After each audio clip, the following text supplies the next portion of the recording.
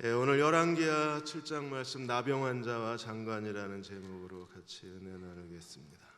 4월 13일 총선이 가까웠습니다. 여야가 개혁 공천을 표방하고 여야 모두 총선 후보 944명이 선정이 됐습니다.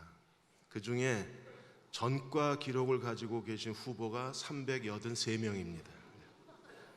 역대 어느 총선보다도 이 전과 기록을 가진 후보가 많습니다. 40.6%입니다. 물론 여기엔 시국사범이 포함되어 있습니다. 어떤 분들은 전과 8범, 9범, 대전에는 10범도 계십니다. 이제는 정치 영역까지 사람들이 도덕적 검증을 하기가 너무 힘든 시대가 됐습니다. 죄가 만연된 시대가 되었고 이제 도덕적 불감증이 점점 더 확대되어져 가고 있습니다.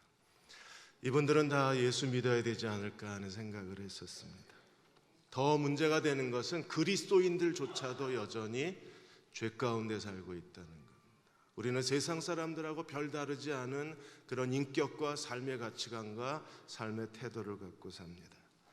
그리스도가 다시 살지 못하셨다면 우리는 죄 가운데 있을 겁니다. 그러나 그리스도께서 부활하셨다면 우리는 더 이상 죄 가운데 살 수가 없습니다.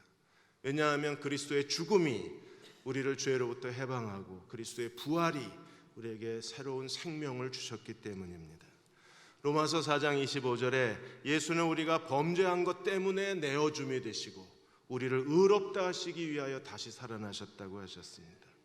그리스도의 죽음과 부활을 서로 분리할 수가 없는 겁니다. 죽음 없이 부활이 없고 부활 없이 죽음이 없습니다. 신학자 람세이는 말하기를 그리스도의 죽으심과 그리스도의 부활은 복음의 종합이라고 그랬어요. 복음의 중심이라고 그랬습니다. 우리가 예수 그리스도의 부활을 믿는 사람이라면 죄로부터 해방되고 하나님 앞에 새로운 삶을 살아야만 합니다. 그리스도의 죽음과 부활을 믿는다는 게 무엇인가를 오늘 6장 24절에서 7장 20절까지 사마리아의 포위 사건을 통해서 그리스도의 죽음과 부활의 의미를 한번 다시 생각하고자 합니다. 첫째로 죄가 가져오는 파멸의 현장을 우리가 볼 수 있습니다. 아람 요단강 그리고 아람 사마리아 주제가 이제 7장으로 옮겨와서 다시 한번 아람과 사마리아 주제어가 반복이 됩니다. 6장 24절에 보시면 이후에 아람 왕 베나닷이 그의 온 군대를 모아 올라와서 사마리아 성을 에워쌌습니다. 이 당시에 이스라엘 왕은 여호람으로 우리가 추정을 합니다. 베나닷은 어떤 특정한 한 사람을 의미하는 게 아니라 아람 왕들이 일반적으로 통용했던 왕의 이름이 베나닷입니다. 베나닷이 온 군대를 이끌고 북이스라엘의 수도 사마리아 성을 에워쌌는데 완벽한 포위 작전으로 인해서 사마리아 성은 굶주림에 시달리기 시작합니다. 기근이 오고 굶주림에 점점점 백성들은 살아가야 할 길을 잃어버리게 돼요. 그 당시에 물가가 얼마나 치솟는가를 25절에 이렇게 증언합니다. 아람 사람이 사마리아를 에워싸므로 성중이 크게 줄여서 나귀머리 하나에 은 80세겔, 천문학적인 물가가 치솟은 거예요. 사람이 별로 먹을 것도 없는 나귀머리 하나에 은 80세겔, 비둘기똥 4분의 1갑에 은 5세겔. 비둘기똥을 왜 파나?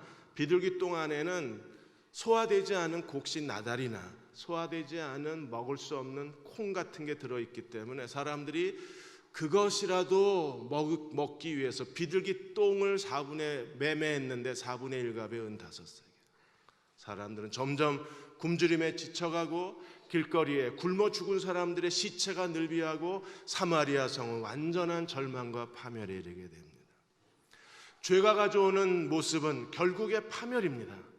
우리도 점점 겹겹이 완전히 포위 상태가 돼서 사람들의 삶의 희망을 잃어버려가고 있습니다.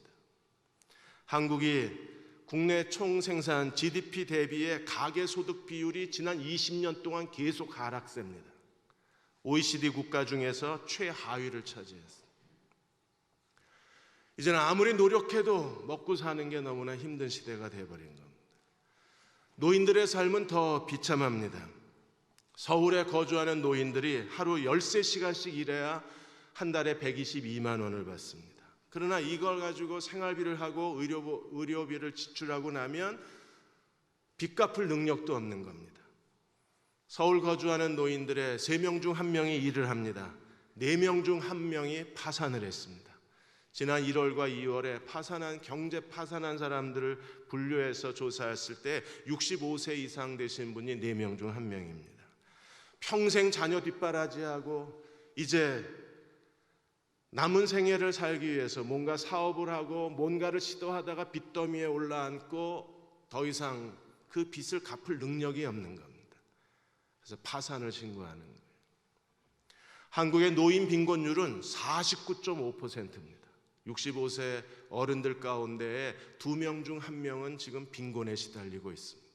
사마리아 성을 아랑군대가 에워싸움으로 인해서 성중에 있는 사람들이 점점 굶주림에 시달리는 것처럼 우리의 삶이 점점 무력해져 가고 있습니다.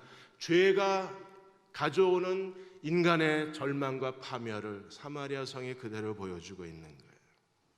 여호람 왕에게 2 여인이 나와서 이렇게 말합니다. 첫 번째 여인이 26절에 나의 왕이여 우리를 도와주소서. 왕이 대답을 합니다. 27절에 여호와께서 너를 돕지 아니하시면 내가 무엇으로 너를 도와주겠느냐. 하나님이 돕지 않으시면 왕의 권력과 왕의 능력과 왕의 권세로도 백성의 굶주림을 해결해 줄 수가 없는 겁니다. 또 다른 여자가 와서 이렇게 왕에게 재판을 요청합니다. 28절에 보시면 2 여자가 너무나 굶주림에 지쳐서 먹을 게 없으니까 오늘은 내 아들 먹고 내일은 내 아들 먹자. 오늘 자기 아들을 잡아먹은 겁니다. 인육 시대가 돼버린 거예요. 그 정도로 삶이 절박하고 먹을 게 없는 겁니다. 그리고 내일이 돼서 그 여자의 아이를 내놓으라고 그러니까 이 여자가 아이를 내놓지 않는 겁니다. 아이를 달라고 왕에게 재판을 요청하는 거예요. 왕이 그 말을 듣고 옷을 찢었습니다.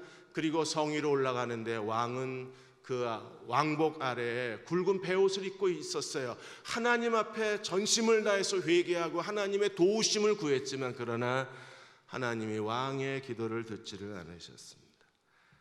우리가 살아가는 동안에 죄에 대해서 부주의하면 죄가 어느 사이에 우리 인생을 사마리아 성처럼 만들어버립니다. 죄가 가져오는 파멸이 얼마나 두려운가요? 우리는 구약성경에서 하나님 앞에 불순종하다가 자기 인생을 송두리째 파멸에 몰아넣은 사람을 기억합니다. 이스라엘의 초대왕 사울입니다. 하나님이 사울을 세우시고 이스라엘 왕정시대를 여셨습니다. 그러나 사울은 계속해서 하나님의 명령에 불순종했어요. 1번, 2번, 3번 불순종합니다. 그러자 하나님께서 사울을 이스라엘 왕 세우신 것을 후회하셨다 그랬습니다. 하나님이 후회하신 사람, 하나님의 인사정책이 실패한 거예요. 사울이 왜 이렇게 됐습니까? 사무엘상 15장 23절에 왕이 여호와의 말씀을 버렸으므로 하나님도 왕을 버려 이스라엘 왕이 되지 못하게 하셨느니라. 하나님 말씀에 불순종하고 죄를 짓자 하나님이 사울을 버렸습니다. 사울이 하나님을 버리자 하나님도 사울을 버리신 거예요. 다윗은 평생 동안 하나님 앞에 죄에 대한 민감함과 죄에 대한 두려움으로 살았던 사람이었습니다. 그는 하나님 앞에 이렇게 기도합니다. 시편 19편 12절 13절에 보시면 자기 허물을 능히 깨달을 자 누구리요 나를 숨은 허물에서 벗어나게 하옵소서. 혹시도 자기 안에 남아있을지 모르는 자기도 모르는 죄를 두려워하고 살았습니다. 그래서 다윗은 하나님 앞에 기도합니다. 나의 숨은 허물에서 나를 건져내어 주십시오. 또 주의 종으로 하여금 고의로 죄를 짓지 말게 하여 주셔서 그 죄가 나를 주장하지 못하게 하옵소서. 그리하면 내가 정직하여 큰 죄가에서 벗어나겠나이다. 죄가 나를 주장하지 못하게 하옵소서. 일부러 죄인 줄 알고 죄지음으로 죄의 종노릇하지 않게 주옵소서. 그게 다윗의 기도였습니다. 그러나 어느 날 다윗이 부주의해서 단 한 번 죄 앞에 무릎을 꿇었는데 죄에 굴복했는데 그 죄가 다윗의 인생을 완전히 뒤집어 놓아버린 겁니다. 우리 아내 밧세바 사건으로 인해서 그때부터 다윗의 인생이 꺾였습니다. 그의 집안에 온갖 수치스러운 일들이 일어났습니다. 단 한 번의 실수로 다윗의 인생은 부끄러움으로 가득 채워져야만 했었습니다. 오늘도 우리가 죄에 대하여 부주의하고 이 죄의 종로로 타고 사는 한 우리 인생은 아랑군대에 에워싸인 사마리아 성처럼 점점점 굶주려 갈 수밖에 없는 겁니다. 최근에 아동학대, 아동살해 사건으로 인해서 우리는 부모가 됐다는 것에 대해서 다시 한번 생각하게 됩니다. 그런데 이 아동학대, 아동살해한 사람들, 신문에 나온 사람들이 전부 게임 중독자라는 사실이 밝혀졌습니다. 원영이 사건으로 인해서 우리는 너무 마음이 아팠습니다. 아이를 3개월 동안에 욕실에 가두고 하루 한 끼 겨우 주고 온몸에 락스를 붓고 그건 인간 이하로 아이를 대했습니다. 그런데 그 계모가 수천만 원어치 모바일 게임에 돈을 쓰면서도 아이를 위해서는 아무것도 줄 게 없었던 겁니다. 비상식적인 이러한 모습에 대해서 우리는 충격을 받는 거예요. 2010년 3월에 온라인 게임에 빠져있던 부부가 생후 3개월 된 아이에 우유 주는 걸 잊어버립니다. 게임에 몰두하다가 아이가 영양실조로 인해서 비실비실 거리다가 결국에 사망에 이르게 됩니다. 2010년 12월에 천안에서 게임 도중에 2살 된 아이가 방바닥에 오줌을 쌌다는 이유로 발로 차고 주먹으로 치고 아이를 목졸라 살해해버립니다. 2014년 3월에 경북 구미에서 22살 된 아버지가 생후 28개월 된 아이가 잠을 자지 않는 겁니다. 애가 빨리 자야 PC방을 가는데 결국에 잠을 안 잔다는 이유로 아이의 코와 입을 틀어막고 명치를 치고 그래도 애가 살아서 꿈틀거리니까 결국에 때려서 숨지게 만듭니다. 2015년 12월에 우리가 너무나 잘 아는 11살 된 아이가 가스배관을 타고 내려와서 그 아이가 슈퍼마켓에서 바구니에 빵을 담는 모습을 화면에 지켜보았습니다. 그 아버지도 게임 중독자였었습니다. 한번 중독되면 사람이 자기 의지로 빠져나갈 수가 없는 거예요. 사람이 죄가 주인 노릇을 하고 죄의 종 노릇하고 이러한 여러 가지 사회 현상의 중독자가 되어버리면 자기 힘으로 빠져나올 수가 없어요. 그리고 결국에 죄는 우리를 포위당한 사마리아 성처럼 점점점 우리 삶을 절망과 고통과 파멸로 이끌어갈 수밖에 없는 것. 어떻게 해야 되나요? 죄로부터의 구원을 하나님이 어떻게 하셨는가를 오늘 사마리아 성을 어떻게 구원하셨는가에서 함께 생각해 보고자 합니다. 여호람 왕은 하나님을 의지했지만 하나님이 자기를 돕지 않으셨다는 사실에 절망하고 선지자 엘리사를 죽이려고 사람을 보내요. 그러자 엘리사가 7장 1절에 여호와의 말씀을 전합니다. 엘리사가 이르되 여호와의 말씀을 들을지어다. 여호와께서 이르시되 내일 이맘때에 사마리아 성문에서 고운 밀가루 한 세아에 한 세겔, 보리 2수아에 한 세겔. 내일 이맘때에 사마리아 성에서, 내일 지금 굶주려서 아이를 삶아 먹고 있는 사마리아 성의 백성들을 향해서 선지자가 여호와의 말씀을 전하기를 내일 이맘때에 고운 가루 한 스아에 1세겔, 보리 2수아에 1세겔. 내일 하나님이 어떻게 이 사마리아 성을 구원하실 수 있을까요? 엘리사가 이 말을 하자 여호람 왕의 존귀한 장관이 비웃습니다. 7장 2절에 그는 이렇게 비웃었습니다. 그때 왕이 그의 손에 의지하는 자 한 장관이 하나님의 사람에게 대답하여 이르되 여호와께서 하늘에 창문을 내신들 어떻게 이런 일이 있겠습니까? 하늘의 창문, 하늘의 식량 창고를 다 털어내신들 어떻게 이런 일이 있겠습니까? 아람의 존귀한 장관 나아만은 믿음이 있어서 요단강에서 나병을 치료받았습니다. 북이스라엘의 여호람 왕의 존귀한 장관, 이 사람은 전혀 믿음이 없는 사람입니다. 엘리사가 그에게 뭐라고 대답했습니까? 네가 눈으로 보리라 그러나 먹지는 못하리라. 하나님이 어떻게 구원하셨을까요? 그 사마리아 성 밖에 나병 환자 4사람이 있었습니다. 나아만 장군도 나병 환자였는데 근데 사마리아 성 밖에 4명의 나병 환자가 있어요. 열왕기하 5장이 그대로 재현되는 것처럼 보입니다. 4명의 나병 환자가 굶주림에 지쳐서 자기들끼리 얘기를 나눴습니다. 야, 여기 있으면 죽는다. 사마리아 성에 들어가도 우리는 죽는다. 그러면 차라리 아람 군대에 가자. 죽으면 죽고 살려두면 살자. 그들은 죽기를 각오하고 죽음을 두려워하지 않고 그들은 아람 군대를 향해서 걸어가요. 그들이 아람 군대를 향해서 걸어갈 때가 해질 무렵이라고 성경이 증언합니다. 7장 5절에 보시면 아람 진으로 가려 하여 해질 무렵에 일어나 아람 진영 끝에 이르러 가서 본즉 아무도 없는 거예요. 아람 군대가 다 도망가 버렸습니다.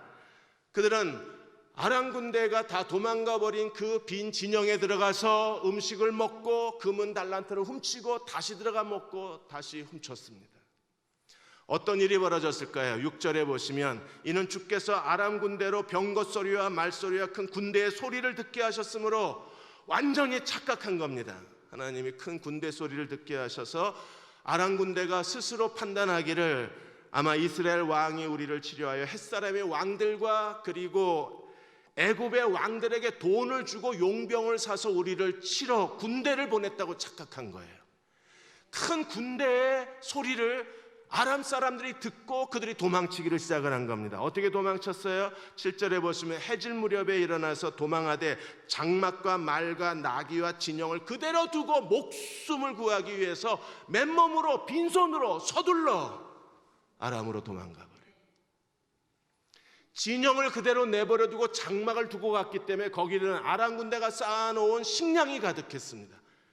만일에 그들이 서둘러 도망가지 않았으면 먹을 걸 다 가지고 갔으면 사마리아 성의 구원을 받았어도 여전히 굶주림에 지쳤어야 했을 거예요. 그런데 하나님은 완벽한 구원이셨습니다. 그들이 진영과 장막에 먹을 걸 그대로 두고 급하게 서둘러 도망가게 하심으로 사마리아 성의 굶주림을 해결하신 거예요.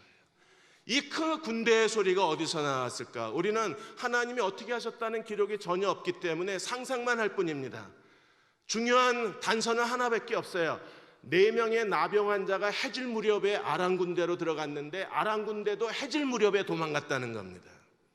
그래서 우리가 4명의 나병 환자가 아람 군대를 향해서 걸어가는 그 발자국 소리가 증폭되고 확장돼서 마치 큰 군대의 소리처럼 들렸을 거라고 추측을 하는 겁니다.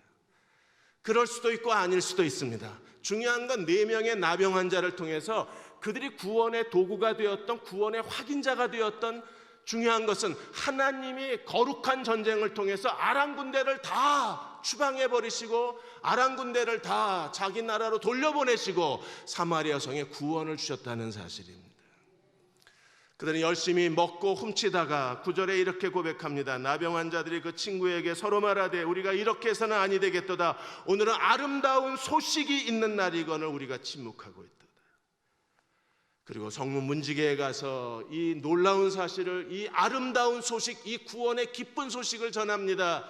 그리고 왕에게 이 사실이 알려지자 여호람은 여전히 믿지를 못합니다. 선지자가 분명히 말했습니다. 내일 이맘때에 고운 가루 한 스아에 1세겔을 할 거다. 선지자가 말했는데도 불구하고 내일 이맘때가 되었는데도 여호람은 믿지를 못하는 거예요. 그러자 신하 중 한 사람이 왕에게 그러지 말고 어차피 우리 죽은 목숨인데 이래 죽으나 저래 죽으나 죽은 목숨인데 가서 확인이라도 해봅시다. 5명의 정탐꾼을 보내요. 정탐꾼을 보내었더니 문득 4명의 나병 환자의 말이 사실이었습니다. 15절에 보시면 그들이 그들의 뒤를 따라 요단에 이른즉 아람 사람이 급히 도망하여 얼마나 서둘러 갔으면 옷도 다 벗어버리고 무기도 다 놓고 그들은 서둘러 아람으로 도망갔습니다. 이 사실이 알려지자 백성들 사이에 순식간에 이 사실이 알려지자 백성들이 쏟아져 나와서 아람 진영을 덮쳤습니다. 그들은 너무나 굶주림에 지쳤고 그들은 더 이상 살 희망이 없다가 하나님의 놀라운 구원으로 인해서 그들은 아람 진영에서 그들이 식량을 탈취하고 그들이 원하는 것을 얻어요. 그리고 엘리사 선지자의 2가지 예언이 그대로 이루어집니다. 16절에 백성들이 나가서 아람 진영을 노략한지라 이에 고운 밀가루 한 스아에 한 세겔이 되고 보리 2 스아가 한 세겔이 되니 여호와의 말씀과 같이 되었더라. 장관은 어떻게 됐을까요? 17절에 왕이 그의 손을 의지하였던 그의 장관을 세워 성문을 지키게 하였더니 백성들이 갑자기 와 하고 쏟아져 나오는 바람에 이 장관은 백성들에게 밟혀 죽습니다. 그래서 눈으로 보지만 먹지는 못하리라. 엘리사 예언이 그대로 이루어져서 백성들이 성문에서 그를 밟으며 하나님의 사람의 말대로 죽었으니 곧 왕이 내려왔을 때에 그가 말한대니라. 하나님께서 메시아를 통해서 그의 죽음과 부활을 통하여 우리를 죄 가운데에서 구원하시겠다는 하나님의 예언도 그대로 실현이 됐습니다. 그리스도께서 하나님께서 구약의 선지자를 통해서 예언하신 대로 십자가에 죽으시고 선지자를 통해서 예언하신 대로 다시 살아나셨습니다. 그로 인하여 우리로 하여금 이 사마리아 성에 하나님이 기적과 같은 구원을 베풀어 주셨던 것처럼 우리의 모든 죄에서 용서받고 의롭다함을 얻고 하나님의 자녀로 거듭나는 구원의 길을 우리에게 허락해 주신 거예요. 이사야 43장 25절에 하나님이 이렇게 말씀하셨습니다. 나 곧 나는 나를 위하여 내 허물을 도말하는 자니 내 죄를 기억하지 아니하리라. 그리스도를 믿고 구원받은 사람들은 그리스도의 보혈이 우리의 모든 죄를 다 씻어버렸기 때문에 하나님이 너의 허물 내가 기억하지 않겠다. 그리고 너의 죄 내가 다 지워버렸다고 말씀을 하시는 거예요. 이사야 53장 5절과 6절에 그의 찔림은 우리의 허물 때문이요 그의 상함은 우리의 죄악 때문이라. 그가 징계를 받음으로 우리가 평화를 누리고 그가 채찍에 맞음으로 우리가 나음을 입었도다. 우리는 다 양 같아서 그를 행하여 각기 제 길로 갔거늘. 하나님이 어떻게 하셨나요? 여호와께서 우리 모두의 죄악을 그에게 담당시키셨도다. 그가 누구예요? 죽으시고 부활하신 예수 그리스도 그분이십니다. 하나님이 우리를 어떻게 사랑하셨는지 십자가의 사랑과 용서를 체험한 사람들은 다른 사람을 용서하고 다른 사람을 사랑할 수 있는 거예요. 이동원 목사님이 유학을 끝내고 와서 서울에 있는 한 교회에서 목회를 시작을 하셨습니다. 그 교회에서 유학 중에 미국의 교회에서 세족식을 경험하셨는데 그게 너무 은혜로우셔서 그래서 그 서울의 교회에서 세족식을 하시기로 했습니다.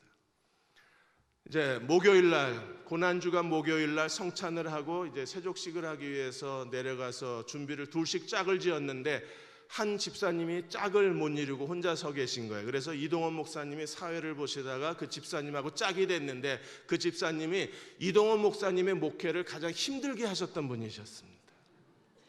그러니까 서로 서먹해진 겁니다. 그래도 세족식을 해야 되니까 그래서 집사님이 앉으시라고 그러고 양말을 벗기고 이제 상대방 발을 붙들고 기도해야 되는데 이동원 목사님이 기도하기 전에 갑자기 성령께서 이동원 목사님의 마음속에 마음을 주셔서 솔직하게 집사님에게 고백을 했습니다. 집사님은 제가 여기 와서 목회하는 동안에 저를 정말 힘들게 하신 분이십니다. 집사님이 내 목회를 이해하지 못하는 것 같아서 나는 참 섭섭함이 많았습니다.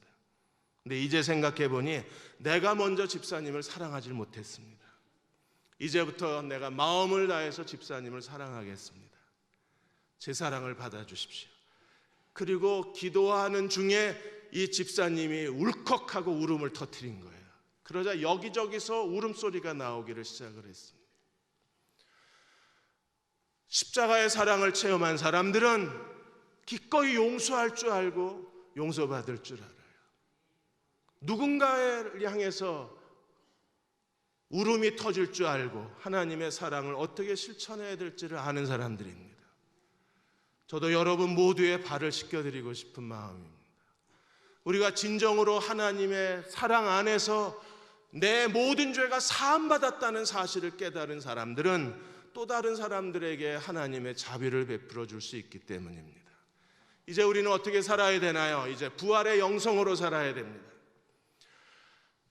하나님께서 예수 그리스도를 죽음에서 부활하셨다는 그 진리를 믿는 사람들, 진정으로 예수 그리스도의 부활을 믿는 사람들은 어떻게 살아야 되나요? 부활을 믿는다는 것은 예수 그리스도를 사망을 정복하시고 죄를 정복하시고 부활시키신 하나님의 능력을 믿음으로 사는 사람들입니다.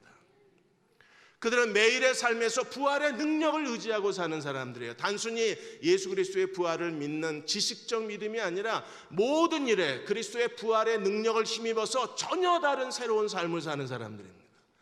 예수께서 죄와 사망과 마귀를 정복하신 전능하신 하나님의 아들이시라면 우리는 예전하고 똑같이 살 수는 없는 거예요.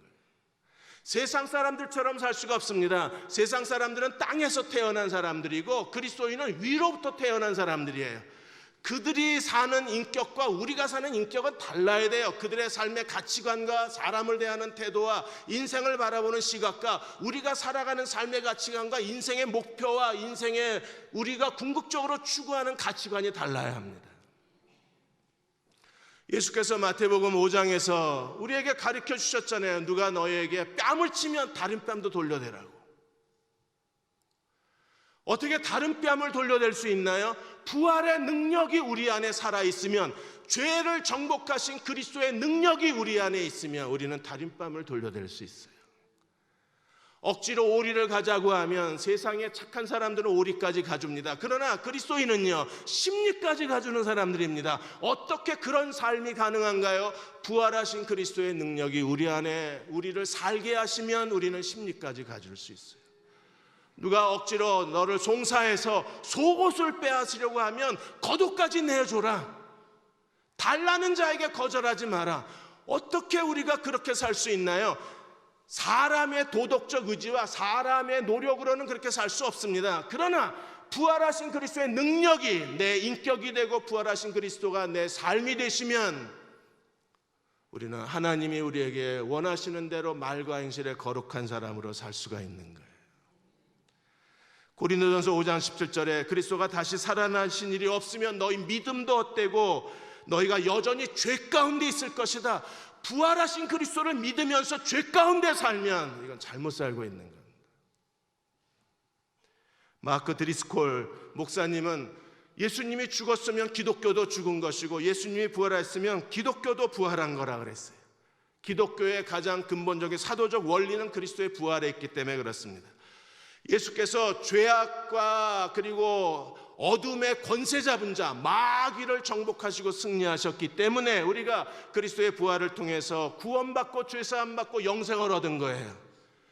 그리스도가 부활하셨기 때문에 우리의 모든 죄가 단번이 용서되고 우리는 의롭다함을 받고 하나님이 주시는 그리스도 안에 주시는 풍성한 은혜와 축복의 선물을 받은 겁니다. 예수를 부활시키신 성령의 능력이 우리 안에 내주하심으로 말미암아 우리도 모든 죄에서 벗어나서 죄로부터 승리의 삶을 얻고 궁극적으로 죄가 우리의 죄에서 떠나서 하나님 앞에 거룩한 삶을 살 수가 있는 거예요. 어떤 인생을 사시겠습니까? 나귀머리 하나에 80세겔이나 하는 이러한 궁핍과 가난한 삶으로 살겠습니까? 아니면 고운 가루 한 스아에 한 세겔하는 하나님이 주시는 풍요로운 삶을 살 건가요?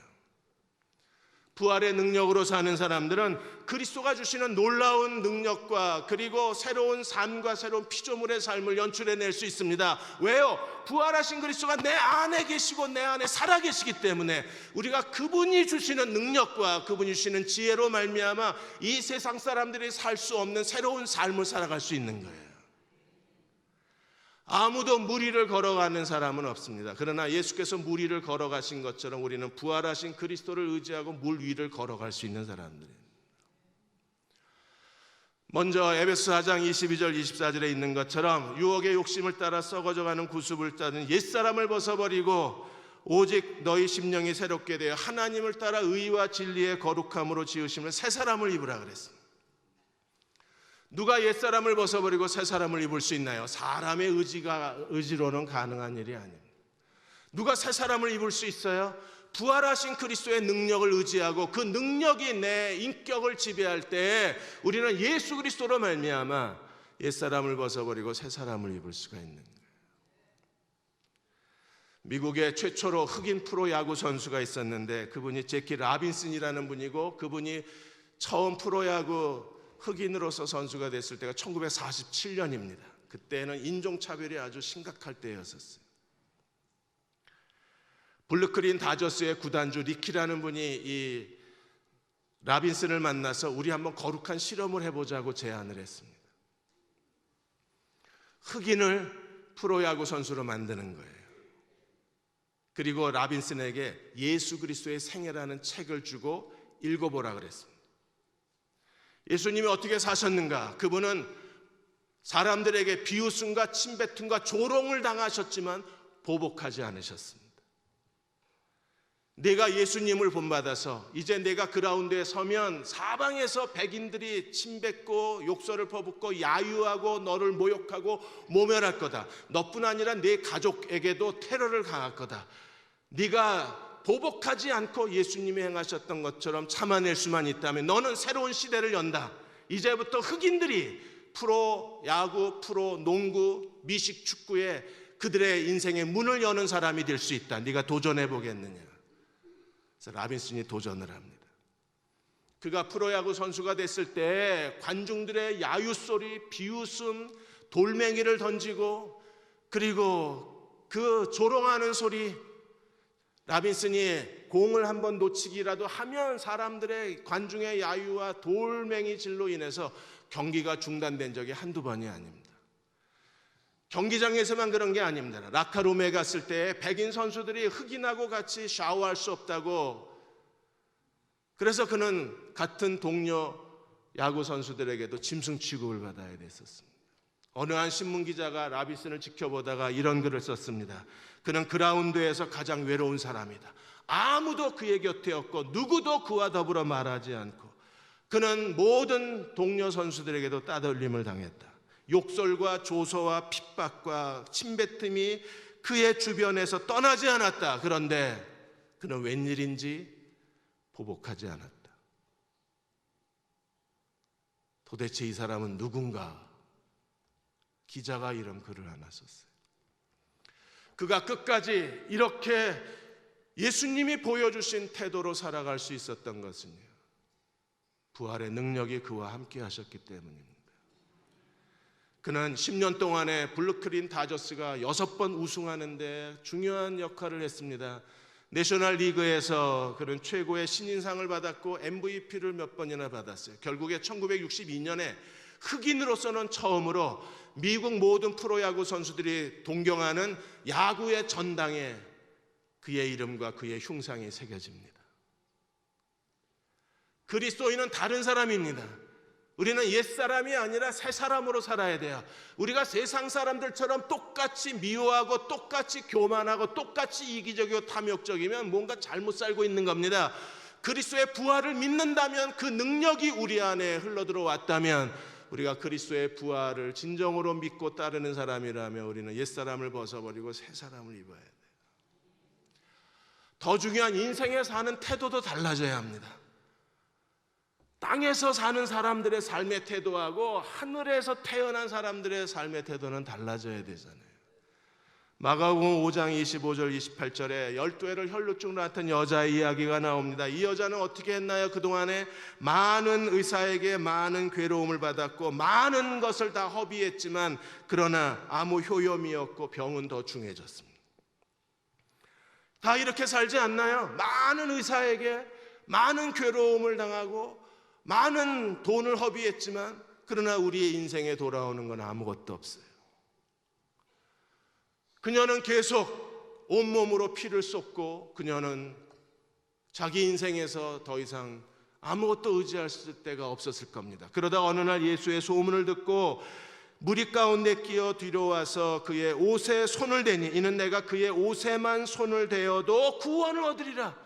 그래서 예수님의 뒤로 와서 예수님의 옷자락을 손으로 잡았습니다. 그 순간에 많은 의사, 많은 괴로움, 많은 돈을 가지고 해결할 수 없었던 그녀의 인생의 가장 큰 절망이 그리스도의 옷자락을 손으로 잡았을 뿐인데 그녀의 혈루근원이 곧 말라버리고 예수께서는 그녀의 믿음을 칭찬하셨고 그녀로 하여금 구원을 받았다고 예수께서 선언하시게 된 거예요. 그리스도가 내 삶의 해답이시고 그리스도의 부활의 능력이 우리 가운데 있다면 우리는 더 이상 열등감에 시달릴 필요가 없습니다. 인생에 아무 소망이 없다고 좌절할 필요가 없어요. 예수 그리스도가 죽음과 죄를 정복하시고 다시 살아나셨을 것을 믿는다면 하나님은 우리의 인생의 어떤 절망 가운데서도 새로운 도전과 기회를 만들어내신 하나님이십니다. 미국의 어느 한 자매가 오하이오 주의 저 시골로 이사를 갔습니다. 그리고 농장일이 너무 바빴기 때문에 쇼핑을 갈 시간이 없었어요. 근데 그 작은 마을에는 그래도 쇼핑 배달이 잘 돼 있어서 큰 상점에서 카탈로그를 보고 주문을 하면 상점이 배달을 해주는 겁니다. 자기 필요한 목록에 다 이렇게 수량을 적고 맨 아래 그 주문서에 맨 밑에 뭐라고 써 있느냐 하면, 주문하신 상품이 없을 경우에는 다른 대용품을 보내드려도 되겠습니까? 거기에 yes, no를 하게 돼 있는 거예요. 다른 대용품을 보내주려면 보내고 받고 시간이 걸리니까 귀찮았던 이 자매는 yes라고 거기에 체크를 했습니다.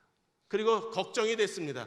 내가 원하는 물건이 없으면 그 사람들이 나를 대신해서 다른 제품을 보내주는 게 왠지 꺼림칙했습니다. 근데 나중에 물건이 왔을 때 상자 표면에 원하시는 물건이 없어서 저희가 대용품을 보내드렸습니다 라고 써 있는 거예요. 그녀는 불안한 마음에 상자를 열었습니다. 그리고 제일 먼저 대용품이 뭔가부터 뜯어봤습니다. 그리고 놀랐습니다. 자기가 원했던 물품보다 2배나 더 가격이 비싼 더 좋은 제품으로 상점이 보내줬기 때문에. 그때부터 주문서 맨 밑에 우리가 원하는 제품이 없을 때 다른 제품을 보내드려도 되겠습니까? 기쁨으로 예스 체크를 하는 겁니다. 왜요?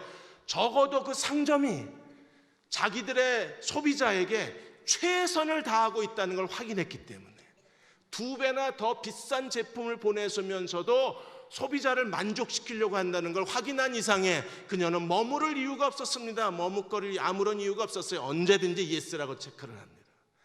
그리고 하나님을 생각했습니다. 하나님은 우리에게 언제나 우리가 구하는 것이나 생각하는 것보다 더 넘치도록 부어주신 하나님이심을 생각하고 그녀는 하나님 앞에 기도했습니다. 하나님, 대용품 보내주셔도 됩니다.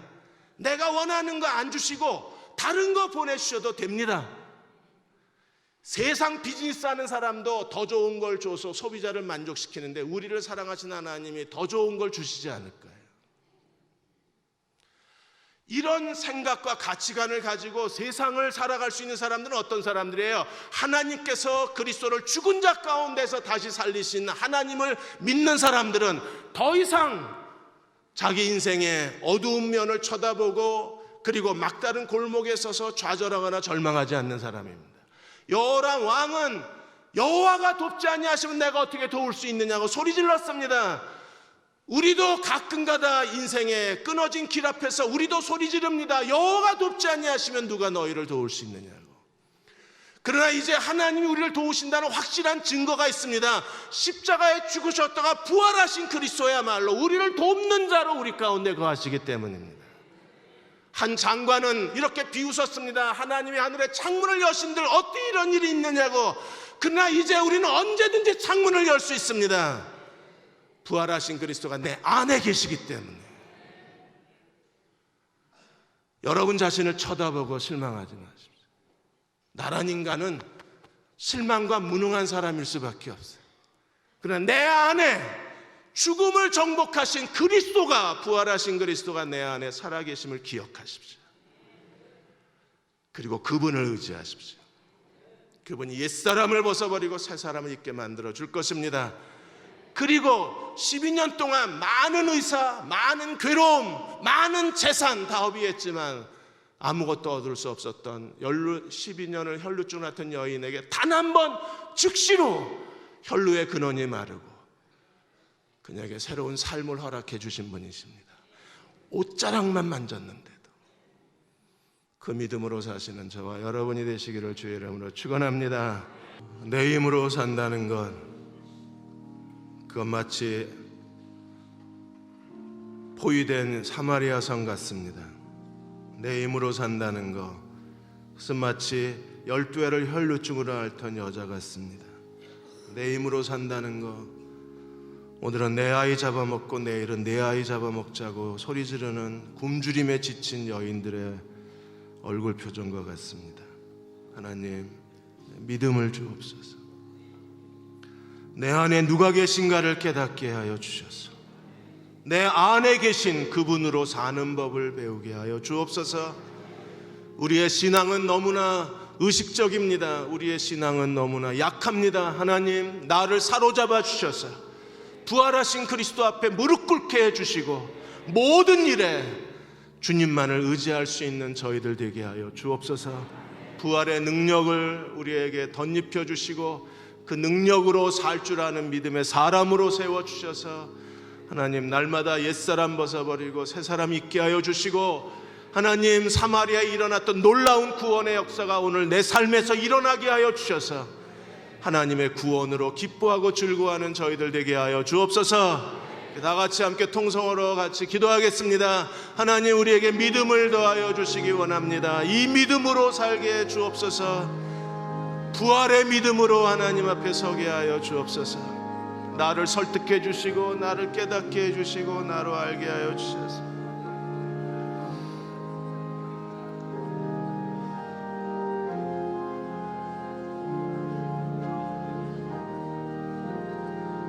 절망하지 않게 하시고 실망하지 않게 해주시고 자신을 쳐다보고 한숨 짓지 않게 해주시고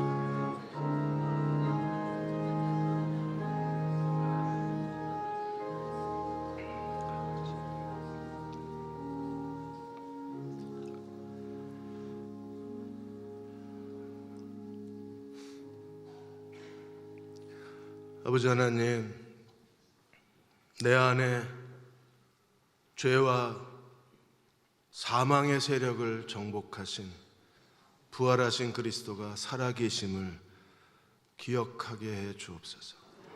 우리는 자기 자신만 쳐다보고 한숨 짓고 몰래 웅크리고 앉아 절망하고 아무리 노력해도 해결될 수 없는 일들 앞에서 우리는 자신을 실망할 때가 많이 있습니다. 이제 주님을 바라보게 해 주옵소서.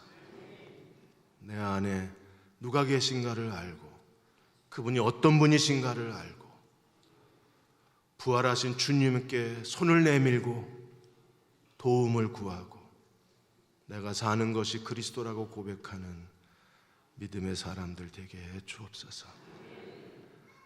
오늘 예배를 통해서 12의 혈루증을 앓던 여인처럼 주님의 옷자락을 손으로 잡았습니다. 도와주시고 길을 보여주시고 이 문제를 해결해 주셔서 주님이 나를 도우셨다고 고백하고 외치는 진정한 부활의 사람들 되게 하여 주옵소서. 지금은 우리를 죄에서 구원하신 우리 주 예수 그리스도의 은혜와 하나님 아버지의 그 크신 사랑하심과 성령의 위로하시고 도우신 은혜가 오늘 함께 부활절 예배를 드리고 돌아가는 사랑하는 모든 교우와 가정과 자녀들 위에 우리가 고민하며 기도하는 모든 문제들 위에 이 민족의 교회와 가난한 사람들 위에 지금부터 영원히 함께 하시기를 간절히 축원하옵나이다. 아멘.